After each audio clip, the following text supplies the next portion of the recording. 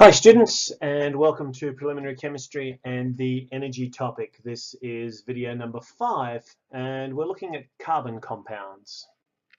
In the last video we had a little bit of a look at carbon allotropes, and I think you'll probably find that we do a little bit more exploring on allotropes in class, and we can play with the model kits, that sort of thing.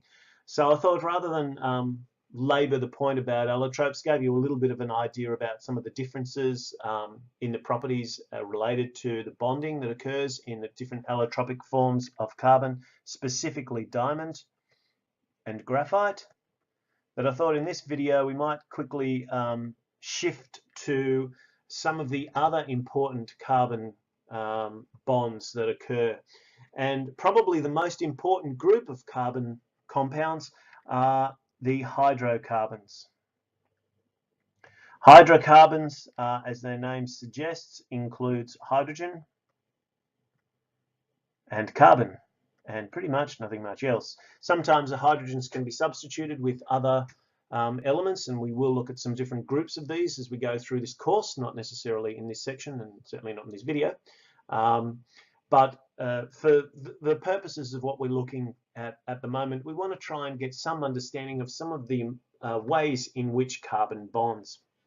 Now, to compare 3 different types of hydrocarbons, each of which has the prefix eth, which means 2 carbons, and the suffixes ane, ene, and ine tell us something about the actual bonding, or what we call the functional groups. And I will produce another video that'll look at nomenclature in a little bit more detail later on. But for the time being, if we start with ethane, ethane is a 2 carbon compound with no double bonds. So all of the bonds around the carbon are filled with hydrogen. Now, the important thing is hydrogen is element number 1. It has only 1 electron, so it can only bond with one other atom. Carbon, we said, has a tetrahedral arrangement. It's tetravalent. That means that there are 4 electrons that are available, and those 4 electrons bond in a tetrahedral arrangement so that they're all equidistant from one another. So that means, in simple terms, carbon is going to form 4 bonds, either with other carbons, as it does in diamond and graphite, or with other atoms, as it does here in ethane with carbon and hydrogen.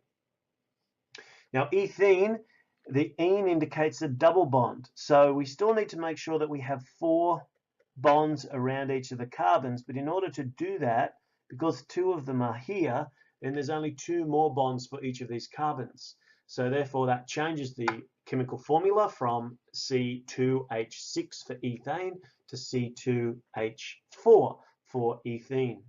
And then ethyne is a triple bond, and this is something else that carbon can do. Carbon can form these multiple bonds with other carbon atoms. Of course, that means if we have 3 bonds here, that's 6 electrons altogether. There's only 2 more to make that stable, and so therefore we have just 1 hydrogen on either side of the carbon triple bonds. And again, the formula now is C2H2. The tetravalent nature of carbon is what makes it unique, not just in its period, but of most of the elements, even within its group. Only silicon tends to display the same ability to form compounds or network structures because of its 4 electrons and its ability to bond in this way. Carbon is the basis of a huge number of very, very important compounds. The combining power of these 4 potential bonding sites massively increases the number of combinations, and so there is an enormous range of carbon compounds. No way we would cover them all, and we'll just have a look at a few of the key groups of compounds upon which carbon is upon which are based around carbon as their central or dominant atoms. This has enabled carbon to be not just such an important compound, but it's a very important biological compound too, because so many of the compounds in living things are carbon-based. And in fact, we often describe life on Earth as a carbon-based life form. So some of the other important compounds, organic compounds that we will visit as we go through the course, not just the preliminary course, but the HSC course next year, are the hydrocarbons, so the compounds of hydrogen and carbon. Haloalkanes, these are halogens, so they're the same ones, plus they have fluorine, chlorine, bromine, iodine, etc. Alcohols have an OH group attached to one of the carbons. Organic acids have a carbon double bonded to an oxygen, single bonded to an OH group. These are the organic acids. An alcohol and an acid together give us an ester, and these are quite complex, but they're ones that are have very distinctive smells, very distinctive aromas. And then four groups of compounds that are very significant biologically. We've talked in earlier videos about carbohydrates, both simple and complex, but proteins, fats, and nucleic acids, DNA and RNA, are examples of the last of those, are all incredibly important organic compounds and one of the reasons for why life has been so successful on this planet.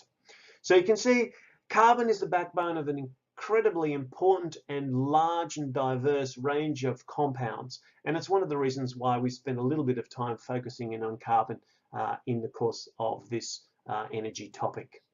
Thanks for watching.